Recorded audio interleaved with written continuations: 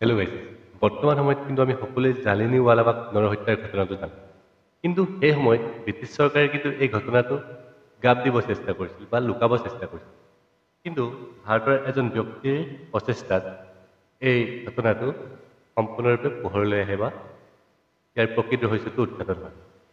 সেইজন ব্যক্তি হৈছে শ্ৰী শংকৰ নায়াৰ যিজন নেকি সেই সময়ত ব্ৰিটিছ ভাইচৰয় এক্সিকিউটিভ কাউন্সিলৰ মেম্বাৰ আছিল যিজন ব্যক্তিয়ে নেকি জালিনীৱালাবাগ নৰহত্যাৰ বিৰোধ কৰি মেলি ভাইচৰয় এক্সিকিউটিভ কাউন্সিল নিচিনা এটা সন্মানীয় পদবী বা ডাঙৰ পদবীৰ পৰা নিজে ৰিজাইন দিছে এনেকুৱা এজন ব্যক্তিৰ বিষয়ে কিন্তু বৰ্তমান আমি পঢ়িব নাপাওঁ নোবেল বঁটা বিজয় ৰবীন্দ্ৰনাথ ঠাকুৰৰ কথা যিজনে নেকি জালিনীৱালাবাগ নৰহত্যাৰ কাৰণে নাইট উপাধি ঘূৰাই দিছিল মহাত্মা গান্ধীৰ কথা পঢ়ি পাওঁ মহাত্মা গান্ধীয়ে কাইজাৰ ই হিন্দ উপাধি ঘূৰাই দিছিল আৰু সেই সময়তে কি কৈছিলে শ্ৰী শংকৰ নায়াৰ ভাইচৰয় এক্সিকিউটিভ কাউন্সিলৰ মেম্বাৰ পদ ত্যাগ কৰিছিলে যিটো নেকি সেই সময়ত এজন ভাৰতীয় ব্যক্তিৰ কাৰণে এনেকুৱা এটা উচ্চ পদবী পোৱাটো বহুত ডাঙৰ কথা আছে ঠিক আছে আৰু তেওঁ কি কৰিলে গোটেই জালিনীৱালাবাগ নৰহত্যাটোৰ বিষয়ে ইনভেষ্টিগেশ্যন চলালে আৰু ইয়াৰ প্ৰকৃত ৰহস্য উদ্ঘাটন কৰিলে তাৰ ফলতে তেওঁ এখন কিতাপ লিখিছিল বা এখন কিতাপ লিখিছিল কিতাপখনৰ নাম আছিল গান্ধী এণ্ড এনাৰ্কি যিখন কিতাপত নেকি জালিনীৱালাবাগ নৰহত্যাৰ কথা লগতে মহাত্মা গান্ধীৰ বিষয়ে লিখিছিল আৰু তাৰপিছত তেওঁ কি কৰিছিল এই কিতাপখনত এটা ষ্টৰী লিখিছিল যিটো ষ্টৰীৰ কাৰণে তেওঁ 7,000 পাউণ্ড ভৰিবলগীয়া হৈছিল তেওঁৰ কিন্তু এই ক্ষতিপূৰণ দিবলগীয়া হৈছিল আৰু দিছিলোঁ তেওঁ কিন্তু তেওঁ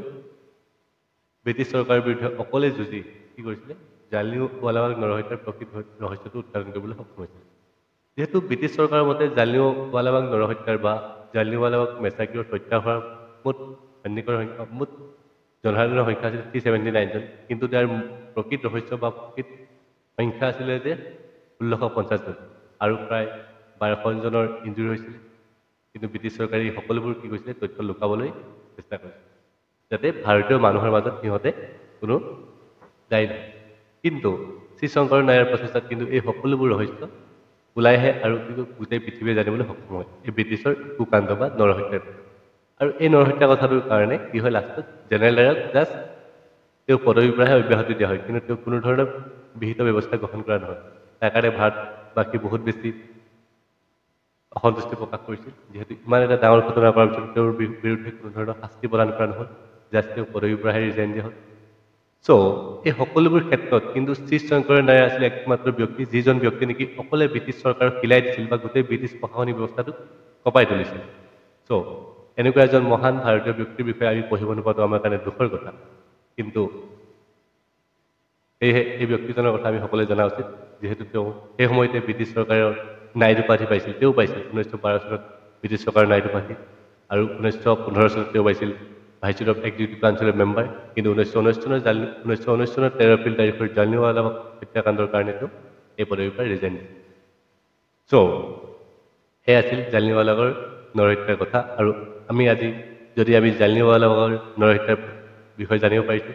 একমাত্ৰ শ্ৰী শংকৰ নায়াৰ কাৰণেহে আমি ইয়াৰ প্ৰকৃত ৰহস্য জানিব পাৰিছোঁ চ' এইটো আছিল ব্ৰিটিছসকলৰ